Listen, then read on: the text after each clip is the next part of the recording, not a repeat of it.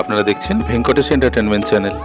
এই চ্যানেলটি যদি আপনাদের ভালো লাগে অবশ্যই লাইক, কমেন্টস এবং শেয়ার করবেন, আর চ্যানেলটি সাবস্ক্রাইব করে নিয়মিত চ্যানেলের সাথেই থাকবেন। ধন্যবাদ। শ্রদ্ধেয় স্বামীজি, তিনি সরস্বত মঠ থেকে সন্ন্যাসপ্রাপ্ত হয়েছে।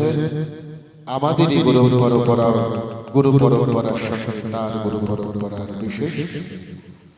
তিনি বর্তমান আদ্যাপীঠ বালক আশ্রমে সংস্কৃত বিদ্যালয় প্রধান আচার্য, শ্রদ্ধেয় স্বামী তেজস্বী সরস্বতী।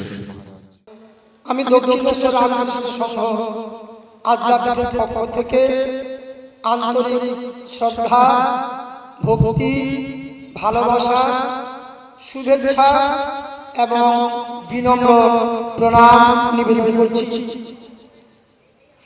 কয়েকটি কথা বলার সুযোগ গুরুদেব করে দেন। অনেকবার এসেছি আপনাদের সঙ্গে, গতবার এই উৎসবে এসেছিলাম। আজকের দিন আমার থাকার কথা নয়। অযোধ্যা রাম মন্দির থেকে আমাকে ইনভাইটেশন পাঠিয়েছিলেন, রাম মন্দির তীর্থক্ষেত্র কার্যালয় থেকে। আমার টিকিট ছিল 19 তারিখে জম্মু তাওয়া এক্সপ্রেসে, কিন্তু কারণবশত গুরুদেবের কৃপায় এবং বিশেষ কারণবশত সেই টিকিট ক্যান্সেল করে আমি যেতে পারলাম না। তাই আপনাদের ভক্তবৃন্দের সান্নিধ্য লাভ করার গুরুদেব সুযোগ করে দিয়েছেন, এতে খুব আনন্দ পাচ্ছি। আমি একটা অনুরোধ করবো আপনাদের কাছে, আপনাদেরকে আদেশ করার মতো ক্ষমতা আমার নাই। আপনারা সকলেই গুরু ভক্ত। গুরুদেবকে যদি ভালোবাসেন, এই বাবা বলছেন না যে গুরুদেব কোথায় থাকে, গুরুদেব নিজেই বলেছেন আমি সঙ্গের মধ্যে থাকি, সঙ্গ এবং আমি অভিন্ন। আর এই হ্যান্ডগুলি একটা সুন্দর গুরুদেব বানিয়ে দিয়েছেন, বোল্ড লেটারে মোটা করে।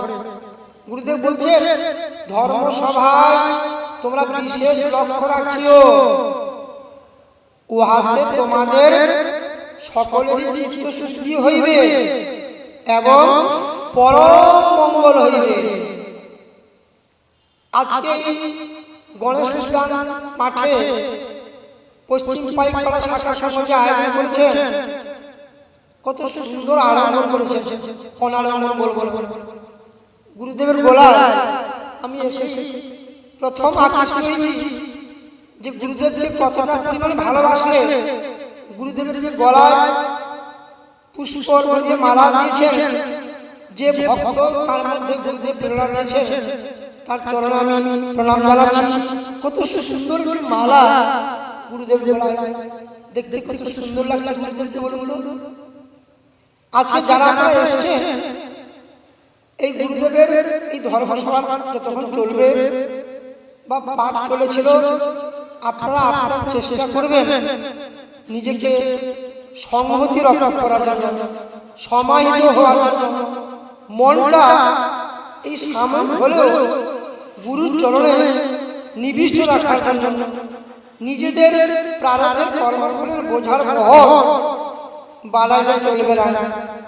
যদি আমরা এখানে বসে অন্য কোনো চিন্তা করি, গুরুদেব কিন্তু কষ্ট পাবেন। এটা ধর্মসভা থাকছে, গুরুদেবের আকাঙ্ক্ষিত অনুষ্ঠান, প্রত্যেকটি বার্ষিক মিলন উৎসবে এই ধর্মসভার প্রবর্তন করে গেছেন গুরুদেব। যদি আমরা এখানে বসে গজল কথা বলি, গুরুদেব কি সন্তুষ্ট হবেন? এবার আপনারা সেটা বিবেচনা করবেন, নিজেকে সমাহিত হওয়ার চেষ্টা করবেন।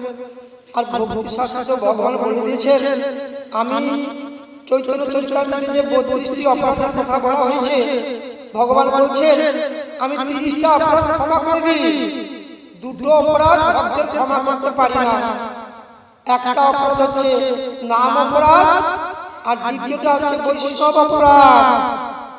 নাম অপরাধ কাকে বলে না, এখানে গুরুর কথা হচ্ছে, প্রসঙ্গ হচ্ছে, পাঠ হচ্ছে, লীলা কীর্তন হচ্ছে, তার বাণী শ্রবণ করা হচ্ছে, পরিবেশন হচ্ছে। এই সভায় বসে যদি আমরা আনমনা হই, অন্য কথা আলোচনা করি তাকে বলা হয় নাম অপরাধ। এই অপরাধ করলে ভগবান কিন্তু ক্ষমা করবেন না। আর একটা অপরাধ কি? বৈষ্ণব অপরাধ।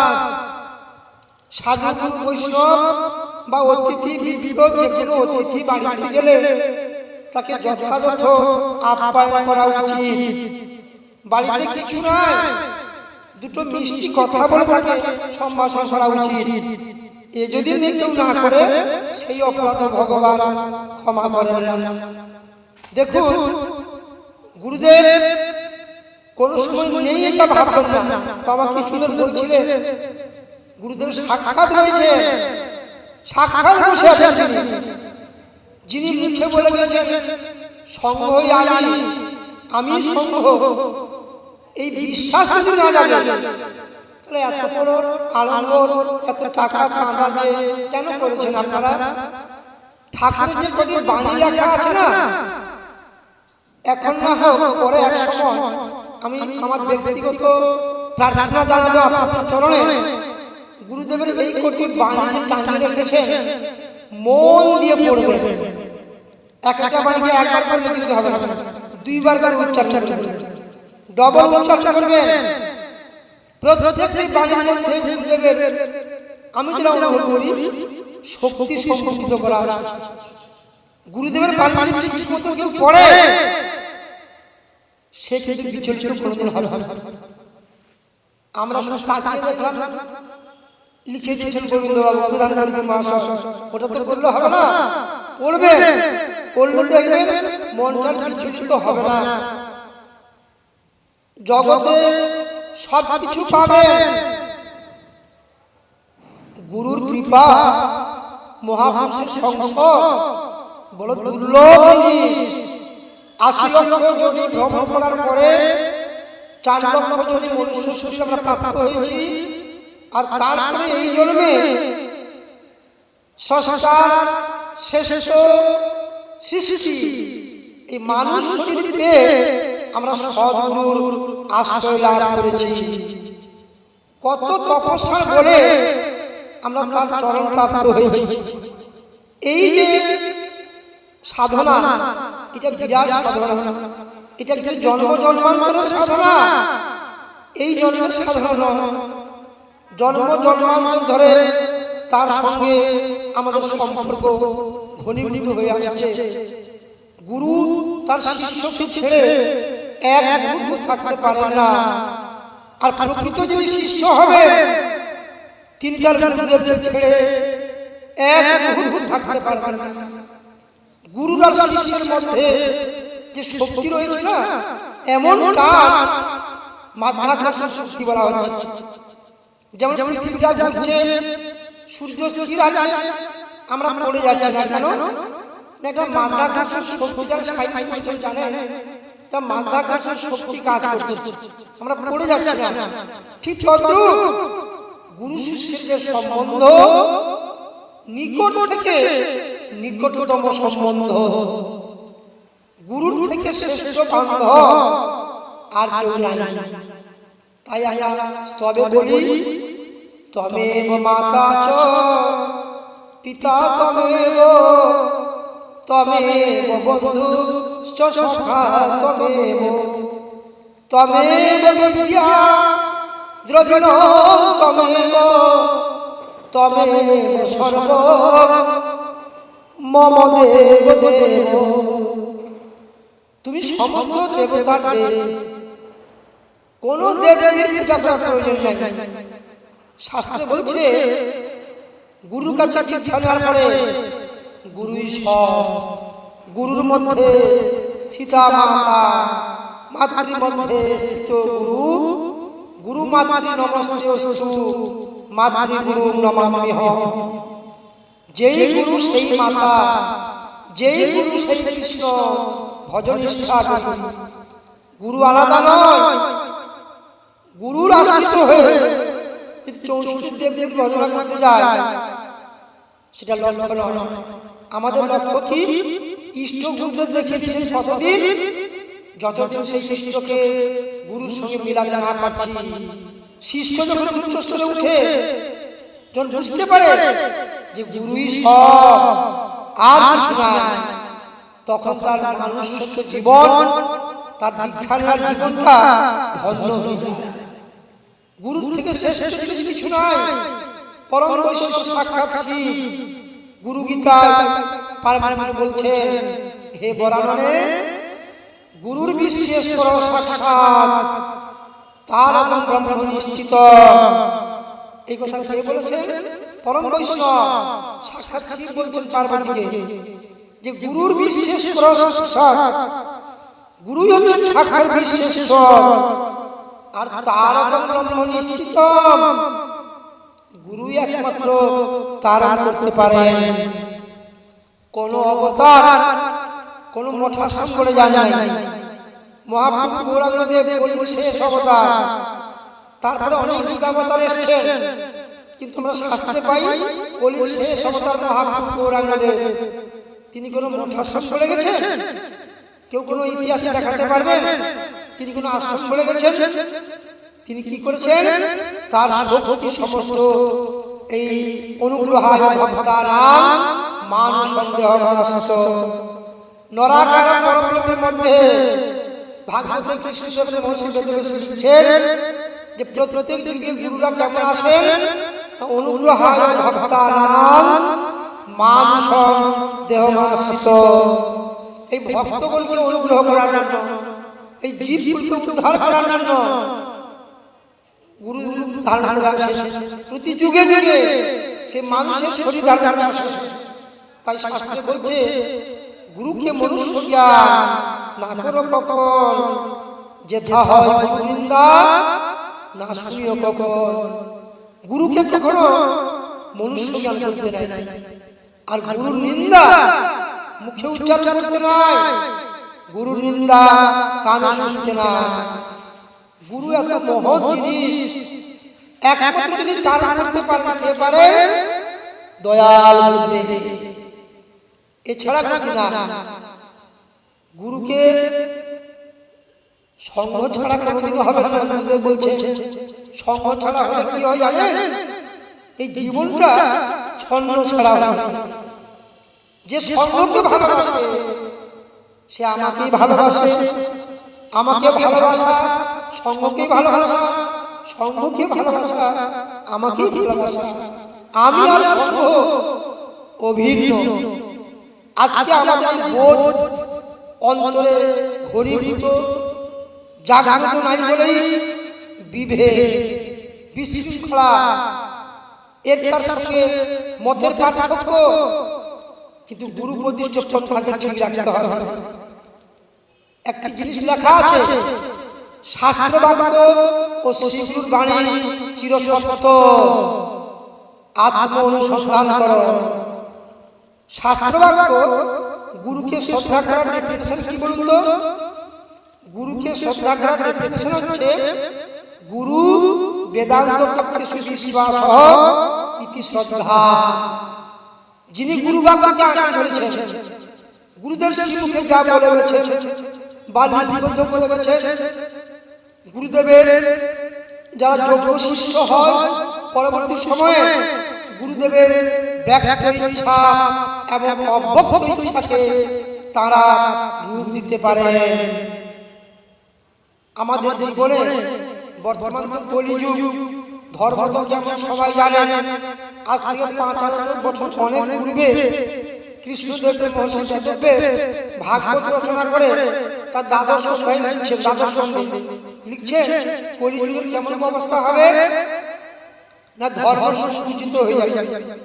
4টা পায়ের মধ্যে ধর্মের 4টা পা, 3টে পা ভেঙে যাবে, একটা পায়ে দাঁড়িয়ে থাকবে। আর কি হবে? খৌড়ি মানে পৃথিবী মন্দ ফলা হয়ে যাবে, অল্প ফলন হবে। আর কি হবে? সাধু শীততি, শীত ধাতুর কম্পনে ধাতুকে বলা আছে। শীততি মানে যারা সজ্জন ব্যক্তি তারা ভয়ে কাঁপবে। আর কোণে কোণে কোণে যে তপস্যা করবেন, বন্ধ নেই, কেটে ফুট হয়ে যাচ্ছে। আর ঘরের কোণে বসে পাট কাটতে জামা মারবে। আর মন যে আমাদের কি এখন বলি দিয়ে সেটা যদি আমরা চোখ বন্ধ করি, মন যে কোথায় সেটা আপনারা সকলেই পেয়ে যাবেন। তাহলে মনের অবস্থাও খারাপ, আর কলিযুগে ধর্ম সংকুচিত, আর বলছেন কি স্ত্রী হারা চপলা, স্ত্রী লোক চঞ্চলা হয়ে যাবে, আর পুরুষ স্ত্রী আলগা, পুরুষ লোক স্ত্রীর বশকামী অনুগামী হয়ে যাবে কলিযুগে। উপায় কি? উপায় গৌরাঙ্গদেব বলে গেলেন, এক একটা যুদ্ধে এক একটা অবস্থায় সে তার উপায় কি দিয়ে যায়। উপায় কি করলেন না, কলৌ তদ্ধরি কীর্তনম। গুরুদেব লিখেছেন, আপনার মাথার উপরে পড়ুন, কলিকালে হরে কৃষ্ণ তারাব্রহ্ম নাম কীর্তনী কলির একমাত্র ধর্ম। এই কলিকালে একটাই সাধনা, সর্বাবস্থায় নাম করতে হবে। এটা যে গুরুদেব বলে গেছেন, কেন? তিনি সেই ভাবটাকে নিজের মধ্যে পুষ্ট করে অধিক বিদ্যা চরণ প্রচারণে, গুরুদেব সেই ভাবে পুষ্ট হয়ে দেখছেন বর্তমান যে সমাজ বা আগামী যে অবস্থা আসছে, এই অবস্থায় সহজ সাধনা হচ্ছে সবসময় নাম করবে। আমরা দেখেছি নাটকলা আশ্রমে তখন নাটক হয়নি, বর্দা যখন ছিলেন পরম পূজ্যপাদ স্বামী বিবেকানন্দ সরস্বতী মহারাজ আমাকে খুব স্নেহ করতেন, খুব ভালোবাসতেন। কতবার আমাকে বুকে জড়িয়ে ধরেছেন, কত চিঠি দিয়েছেন, সে জড়িয়ে গুঁড়ো হজমের গুঁড়ো ওষুধ তৈরি করতে পারতেন। সে প্রেম তারা গুরুদেরকে কিছুটা উপলব্ধি করেছিলেন। আমার সৌভাগ্য হয়েছিল গুরুদেবকে দর্শন করেছিলাম। সেটা কি করে হয়েছিল? ঠাকুর নিগমানন্দ সরস্বতী পরমহংসদেবের একজন সাক্ষাৎ শিষ্য ছিলেন, তার সাক্ষাৎ আমি দিয়েছিলাম যে দেখবে আমাদের গুরুদেবের সাক্ষাৎ শিষ্য আছে। তখন যে দুর্গাপ্রসন্ন পরমহংসদেব কি কি ব্যাপার কি জিনিস আমি জানতাম না, প্রথম দর্শন করেছিলাম। এই করে আমি প্রায় একাধিকবার দর্শন করেছিলাম। আমি তখন খুব বয়স অল্প হলেও, স্টুডেন্ট লাইফ হলেও, দেখা মাত্রই আমার তার সেই দিব্য নয়ন, তার সেই মূর্তি আমি যখনই স্মরণ করি গুরুবোধ গুরুপুত্রের, আমি তাকেও সবসময় গুরু জ্ঞান করি। শাস্ত্রে বলছে গুরুবোধ গুরুপুত্রের, গুরুর জ্যেষ্ঠ সন্তানকে বা গুরু সন্তানকে সাক্ষাৎ গুরুবোধ জ্ঞান করবে। আমি দুর্গাপ্রসন্ন পরমহংসদেবকেও আমি গুরুবোধ জ্ঞান। তিনি পরম আচার্য ছিলেন। আচার্য কাকে বলে? সমস্ত শাস্ত্রকে জীর্ণ করে তার জীবনে রূপায়িত করেছিলেন। কিসের জন্য? ঠাকুর নিগমানন্দ সরস্বতী পরমহংসদেব কোকিলামলা মঠে তাকে বলছে, যা তুই ব্রহ্মচর্য গ্রহণ করে তুই জীবকে উদ্ধার করবি, তুই স্বতন্ত্র গুরুগিরি করবি, আমি তোকে আদেশ দিলাম। গুরুদেব আর গুরুদেবের কাছ থেকে এই শক্তি নিয়ে আজকে শ্রী সংঘের কত মহিমা দেখব। প্রায় ক্ষেত্রে আমাদের সারা মঠ থেকে অনেক শাখা বেশি শ্রী গুরু সংঘের। আমরা শ্রী সংঘের ভক্তদের কাছে অনেক আদর্শ পেয়েছি, অনেক শিক্ষা পেয়েছি, তাদের মধ্যে সেবা করা আমরা অভিভূত হয়েছি।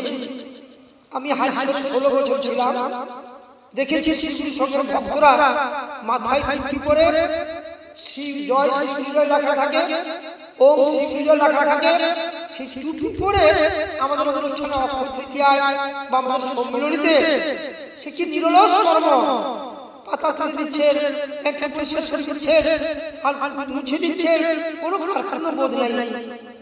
আমি ইদানিং ভাবছি সত্যি তো এরা পরম ভক্ত। মা সারদা দেখুন যারা রয়েছে, ভক্তরা কিছু গেছে, তো ভক্তরা সেবা করেছে, পরিবেশন করা আছে, ভক্তদের সেবা দিয়েছে। সেবা দেওয়ার পরে ভক্তরা নিজেরা পাতা তুলে নিয়ে যাবে। মা বলছে না না না, পাতা তুলতে হবে, থাক বাবা পাতা রেখে দাও, একটা পাতা তুলতাম না, না মা আমরা তুলে নেব। মা কিছুতেই তুলতে দেবে না। মা বলছে রাখা বাবা, লোক আছে তুলে নেবে। ভক্তরা হাত ধুয়ে চলে গেছে, আড়ালে মা কি করছেন, নিজে তার সন্তানদের পাতা সঙ্গে তুলছে, আর তুলে ফেলে পরিষ্কার করছে, এই হচ্ছে মা পরিষ্কার করে দিচ্ছে তার সন্তান। গুরু তার সন্তানকে কত ভালোবাসেন, তার শিষ্যদেরকে কত ভালোবাসেন আমরা অনুভব করতে পারছি না। ভালোবাসার পাত্র অযোগ্য হলে অপর পক্ষের ভালোবাসা করে তার চিত্তের উৎকর্ষ সাধিত হয়ে যায়। আমরা গুরুদেবকে কতটুকু ভালোবেসেছি যদি আমরা চোখ বন্ধ করি আমরা বুঝতে পারবো, কিন্তু গুরুদেব আমাদেরকে তার সহজ গুণে ভালোবেসে ফেলেছে। এই ভালোবাসার দ্বারাই আসল বস্তুকে অনুভব করা যায়, কোনো সাধন ভজনের দরকার নেই। বাবা বলছেন না, বেকুল প্রার্থনা আর আকুল ক্রন্দনের মাধ্যমে তাকে অনুভব করা যায়। তাকে অনুভব করার জন্য টাকা পয়সার প্রয়োজন নয়, তাকে অনুভব করার জন্য প্রচুর শিক্ষা দীক্ষার প্রয়োজন নয়, তাকে অনুভব করার জন্য অট্টালিকার প্রয়োজন নয়, তাকে অনুভব করার জন্য রূপের প্রয়োজন নয়। মাত্র দুটো জিনিসের প্রয়োজন, বেকুল প্রার্থনা আর আকুল ক্রন্দন। গুরুদেবের সামনে বসে স্তবস্তুতি করবেন, আপনারা ভবসাগর কারণে করেন। প্রত্যেকটি শ্লোকের শেষের লাইন হচ্ছে গুরুদেব দয়া করো দীন জনে। গুরুদেবের কাছে যে যত কিঙ্কর হয়ে থাকবে, যে যত দীন হয়ে থাকবে, শাস্ত্রে বলছে দিনের অধিক দয়া করেন ভগবান। আমরা গুরুদেবের কাছে দীনতা হতে পারি না, তাই আমাদের বিভেদ, বিশৃঙ্খলা, মামলা, মকদ্দমা, নানা সংঘাত আমরা ভুগছি। এর জন্য দায়ী গুরুদেব না। আমাদের যাদের চিত্ত সুস্থ হয় নাই, নিচই পদপ্রাপ্ত শ্রাদ্ধ স্বামীতে চিত্ত সুস্থ না হলে যদি সে কোনো কার্যের দায়িত্ব নেয় সে টিকিয়ে রাখতে পারবে না। শাস্ত্র বলছে শাস্ত্র বলছে যে ভক্ত হবে, যে গুরু ভক্ত হবে তার গুরুর নিষ্ঠাকে সে ধরে রাখতে হবে। যা যাবে প্রাণ ওহে ভগবান, ভুলি না যেন তোমার ধরে। আমি যাকে ভালোবাসবো তার বাণীকে আমি নিজের জীবনে রূপ দেওয়ার আপ্রাণ চেষ্টা করবো। তাতে যদি আমার জগতে সকলে বিরোধিতা করে তবু আমি আমার কাছে ঠিক থাকবো যে না, গুরুদেব আমার সহায় রয়েছে। আমরা কিন্তু কেউ গুরু ছাড়া নই, সর্বাবস্থায় গুরুদেব আমাদের হৃদয় আছে। আমরা চাকরি সূত্রে যাই, ব্যবসা করতে যাই, রাস্তা হাঁটতে যাই, যখন যে অবস্থায় থাকি না কেন গুরুদেব সাক্ষাৎ আমাদের ভিতরে রয়েছে। গুরু রইলেও দূরে দেখবি কাছে, তখন তারে যাই হচ্ছে না।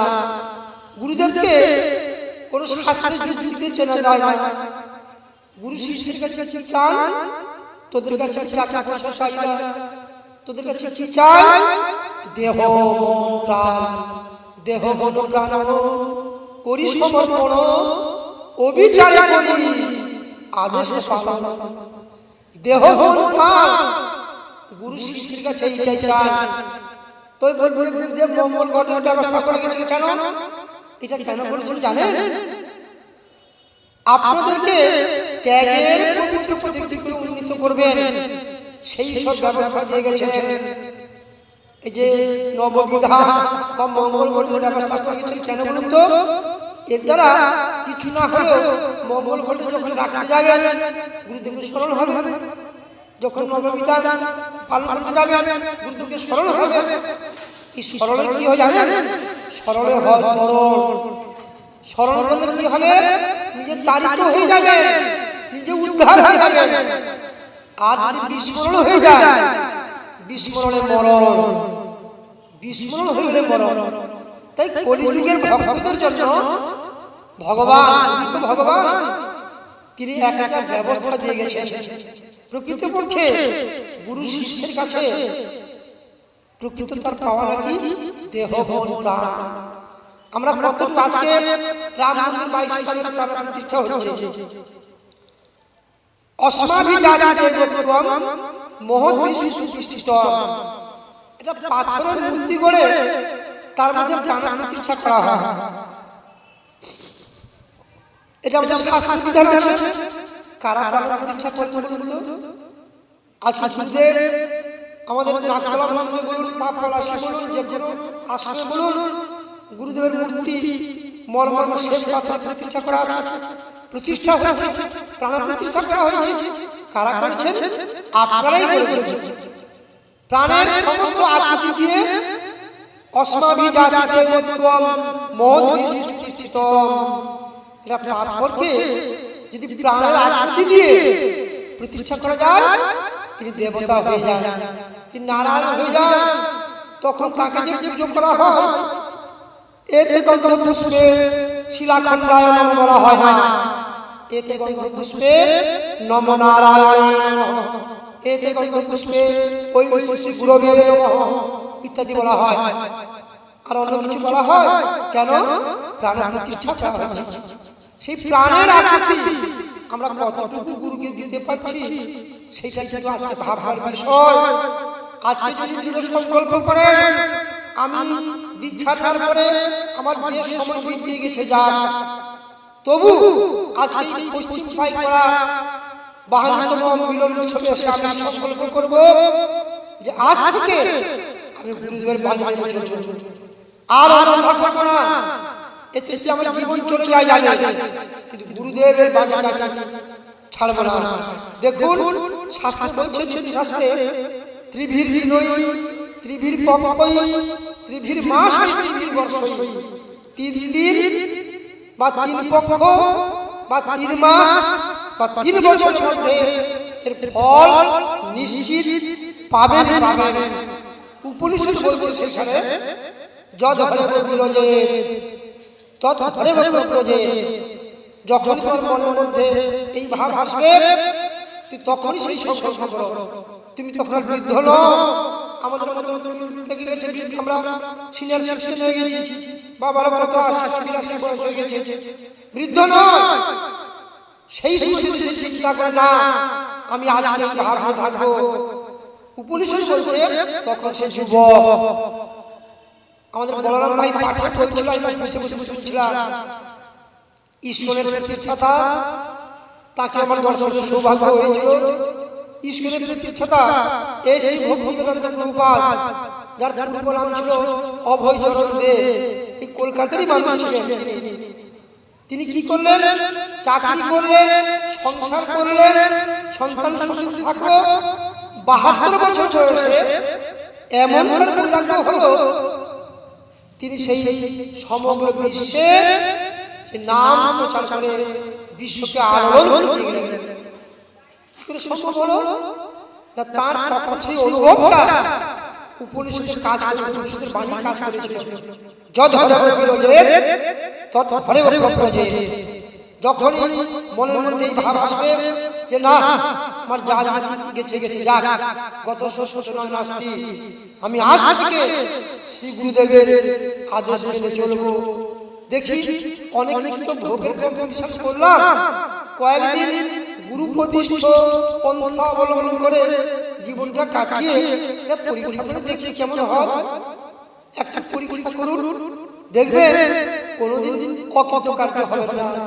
গুরু তার শিষ্যের মধ্যে সেই ভগবত দর্শন উপলব্ধির জন্য উন্মুখ হয়ে আছে। আমাদের মধ্যে গুরু আশ্রিত বা আশ্রিতা যে সব গুরু ভাই ভাই হয়েছে, তাদের যদি কোনো মনের ব্যথা, মালিন্য, ঝগড়াঝাটি, বিরহ বেদনা থাকে, গুরুদেব সন্তুষ্ট হয়ে থাকতে পারে না। গুরুদেব অন্তরে কোনো ব্যথা পান, কোন পিতা মাতা চায় না তার পুত্র কোনো ঝগড়া করুক, তার পুত্র কোনো অশান্তি ভোগ করুক, কোনো পিতা মাতা চায় না।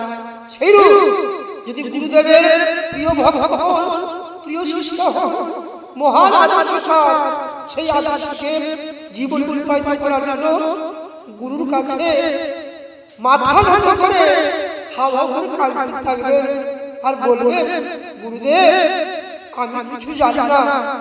দ্বিতীয় প্রার্থনা করবেন, গুরুদেব আমাকে শ্রদ্ধা, বিশ্বাস, ভক্তি, নির্ভরতা দাও।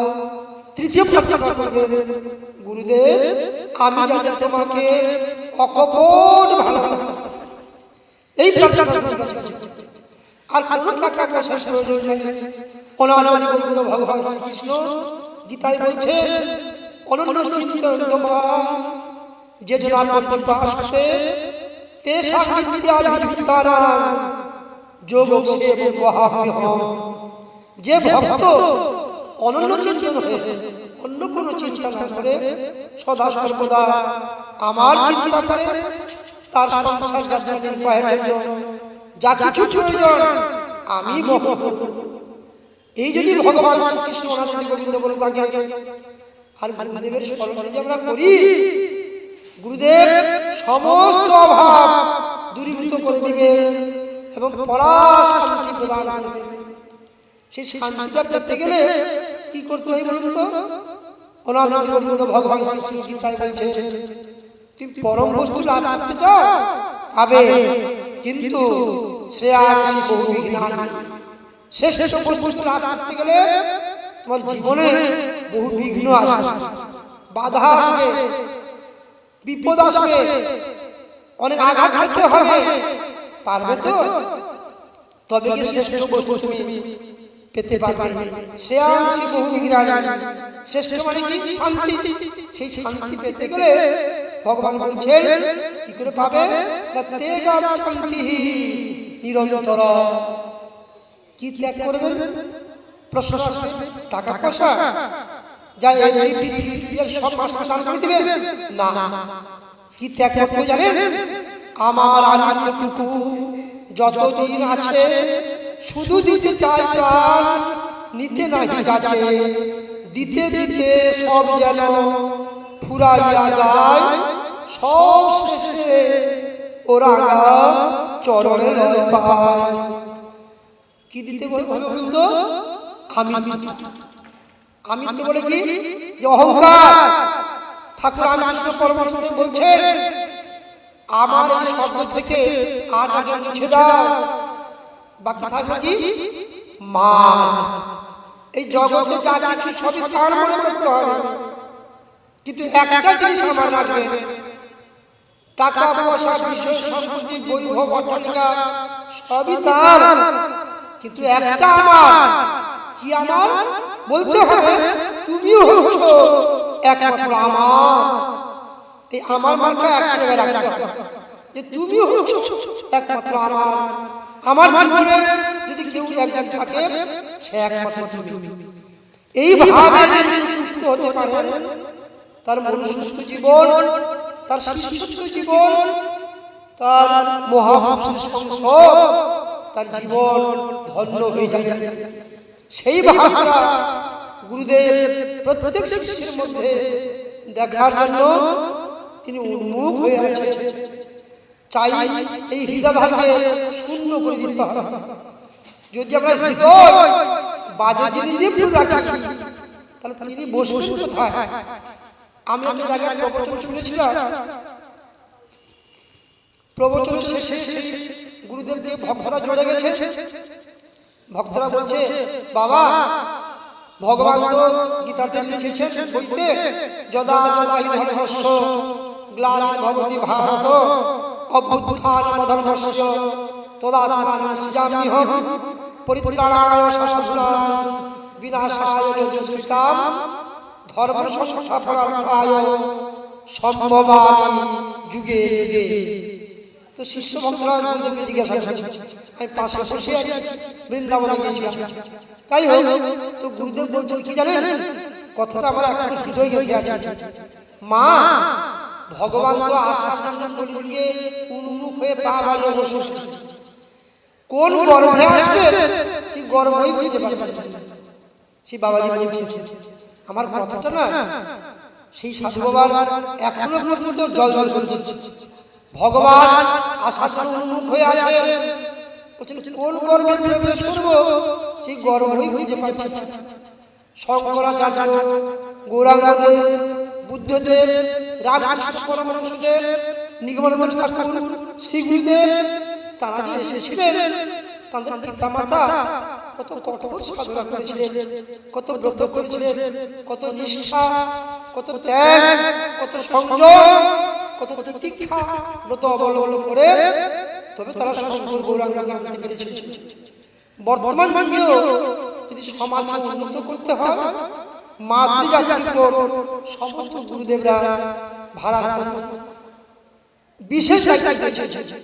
যার যার ভারতী সংঘ, মাতৃসংঘ, ঋষি বঙ্কিমচন্দ্র চট্টোপাধ্যায় তার উপন্যাস লিখতে গিয়ে এক জায়গায় লিখছেন, মনে পড়ে যাচ্ছে, লিখছেন মাঝখানে দুটা কথা যে মা যদি না আসে ভাবে আসিবে না কেহ, কোথা পাবে ভালোবাসা, কোথা পাবে স্নেহ।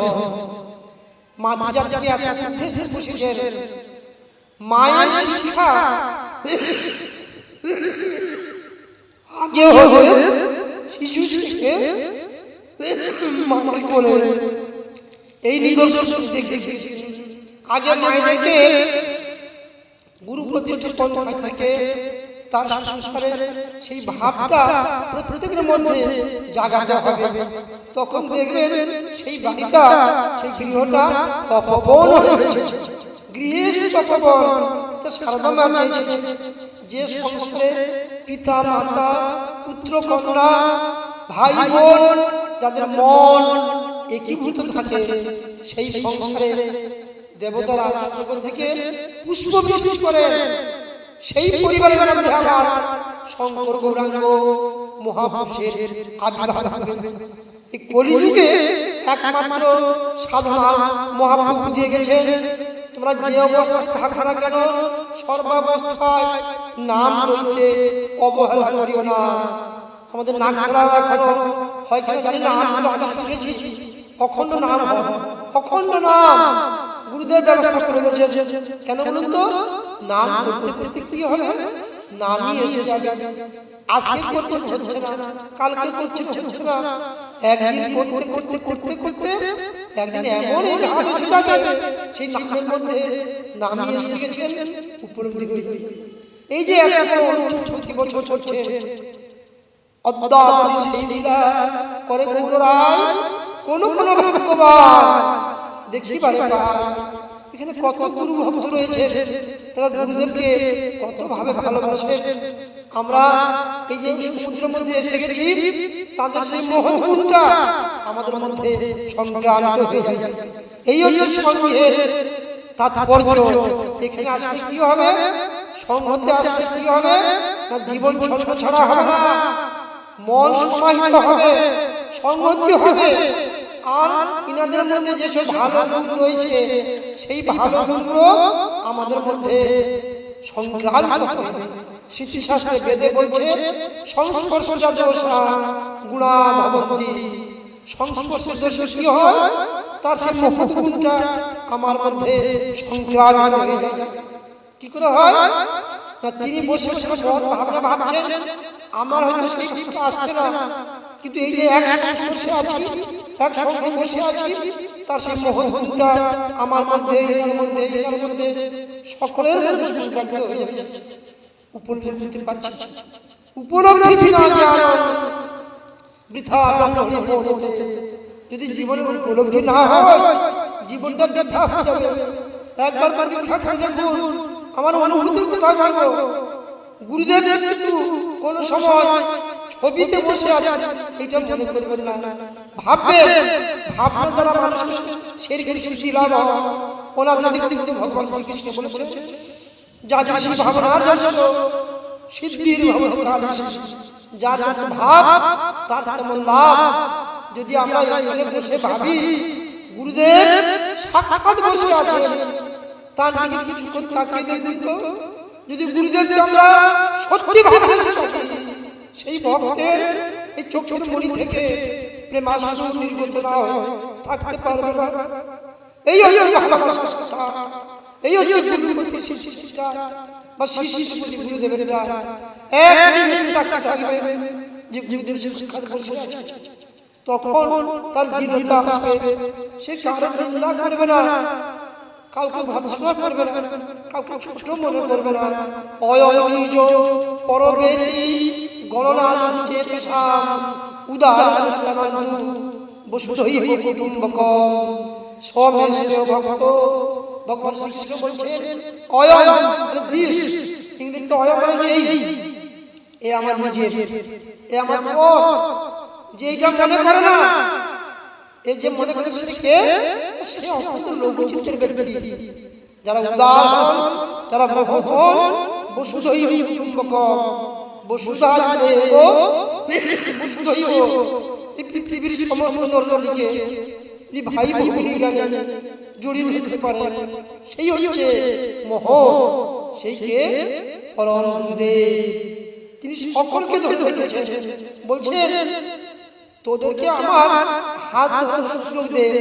ঠাকুর রামকৃষ্ণ বলছেন সংকীর্ণ পথ চলার সময় ছেলে যদি বাবার হাত ধরে চলে, ছেলেটি রাস্তায় পড়ে যাওয়ার সম্ভাবনা থাকে, কিন্তু বাবা যদি ছেলের হাত ধরে রাস্তায় চলে, ছেলেটি পড়ে যায় সম্ভাবনা থাকে না।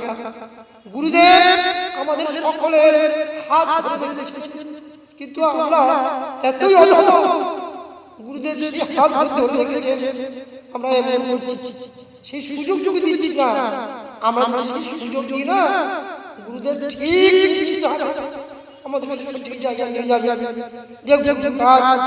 তাই বিশেষ কিছু বলবো না, গুরুর কথা অনেক লিখছেন, বলছেন, কোনোদিন গুরুর কথা কেউ বলে লেখনের মধ্যে কেউ শেষ করতে পারবে না। সাক্ষাৎ কৃষ্ণদন্ত গন্ধর্বরাজ লিখছেন অশিষ্যগিরি সমস্যাত কজ্জলং শিশু পাত্রে সুরতরু বড় শাখা লেখনি পদ্মপুরী লিখতি যদি গীতা শারদা সবকাল তদপি তব পুরাণা মিশপারাজাতি। গুরুদেবের কথা বলছে পৃথিবীর মতো যদি যত বড় পৃথিবী তত বড় কাগজের একটা ফর্দ নিয়ে আসুন, আর হিমালয় পর্বত যত এলাকা বিস্তৃত তত বড় কালী দোয়াত নিয়ে আসুন, আর সেই কালী দোয়াতের মধ্যে সমুদ্র যত পরিমাণ জল আছে তত পরিমাণ কালী ঢুকে দিন, আর কল্পতরু বৃক্ষের ডালা কলম বানিয়ে যদি মা শারদা দেবী বিদ্যার দেবী লিখতে বসলেন, তবু গুরুর মহিমা, তার মহিমা কেউ শেষ করতে পারবে না। তার মহিমা আমরা কি উপলব্ধি করবো?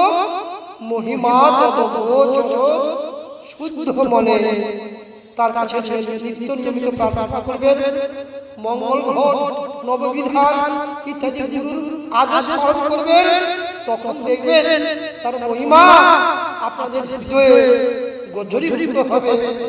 গুরু ছাড়া কোনো গতি নাই, যেমন কড়ি ছাড়া নেই হাট, টাকা পয়সা ছাড়া বাজারে যাওয়া যায়, কড়ি ছাড়া নেই হাট, গুরু ছাড়া নেই বাট।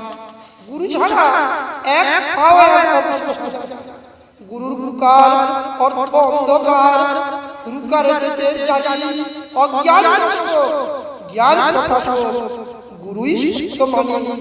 তাই গুরুদেব শ্রী গুরু সঙ্গ প্রতিষ্ঠার সময় এটা সূত্র দিয়ে গেছে, তমসমা জ্যোতির্গময়, প্রত্যেকের জন্য দিয়ে গেছে, অন্ধকার হইতে আলোর দিকে চলো।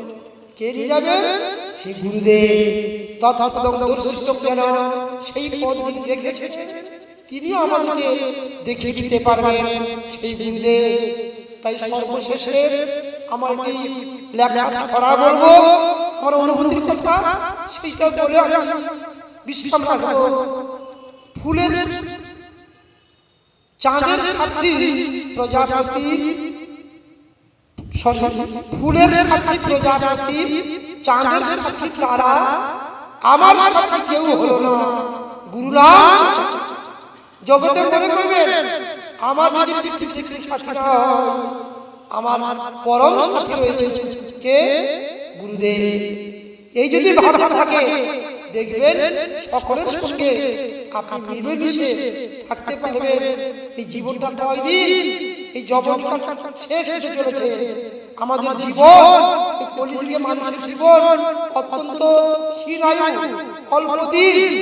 এর মধ্যে কলির যে ব্যবস্থা দিয়ে গেছে মহাপুরুষগণ, সেই নির্ধারিত পথে চলে আমাদের মনুষ্য জীবন সার্থক করব, এই যদি আমাদের সংকল্প হয়, তাহলে 52তম বার্ষিক উৎসব করা আপনাদের সার্থক হবে। মনুষ্যানাং সহস্রেষু কশ্চিৎ যৎসিদ্ধ, ওনাদের গোবিন্দ ভগবান শ্রীকৃষ্ণ বলছেন, লক্ষ লক্ষ হাজার হাজার মানুষ আমাকে তত্ত্ব দেওয়ার জন্য সাধনা করছে, কশ্চিৎ এক হাজার আমাকে উপলব্ধি করছে। আজকে এই উৎসবে যদি একজন ভাগ্যবান ভক্ত সেই গুরুর প্রেমে আপ্লুত হয়ে যায়, তার এই উৎসব সার্থক হবে। এই উৎসব মানে কি আনন্দ? এখানে কোনো বৈশ্বিক আনন্দ নয়, এখানে মহামিলন, আত্মা পরমাত্মার মিলন, গুরু শিষ্যের মিলন, এক মহামিলন।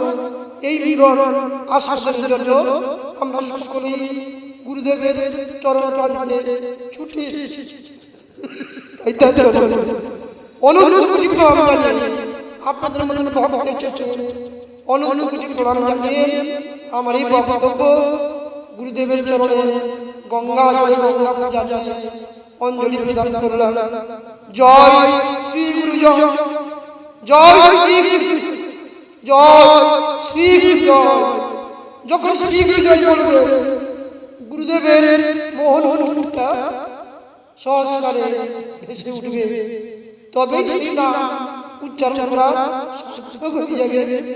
নমস্কার, নমস্কার, সকলকে প্রণাম জানিয়ে আমার এই পবিত্র বক্তব্য গুরুদেবের অঞ্জলি রাখলাম। জয় গুরু, জয় মা, জয় শ্রী গুরু, জয়।